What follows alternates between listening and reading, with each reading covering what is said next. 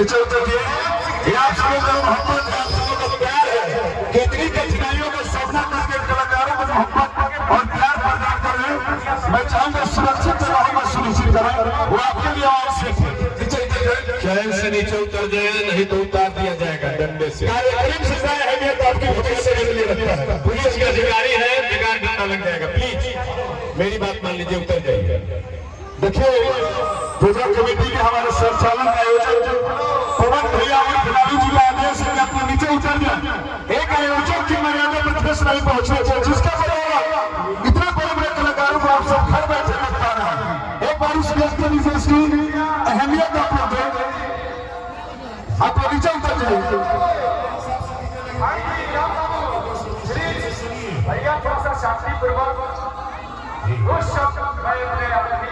Hello बोली साहब, बला का बला बलमुआ का बला में कहना लगा, एक बलमुआ का बला। आइए राज हमारे बीच एक सुनहरे अंदाज है गीतों के साथ। एक गीत के बाद में आपकी बातों को भली भांति समझूंगा और सुनूंगा। तब तक के लिए मैं चाहूंगा भैया बोलिए बलमुआ के बला को एक गाना बजा दीजिए। नेक्स्ट इस गीत के बारे में सुनता हूँ। हमारी बात सुन लीजिए।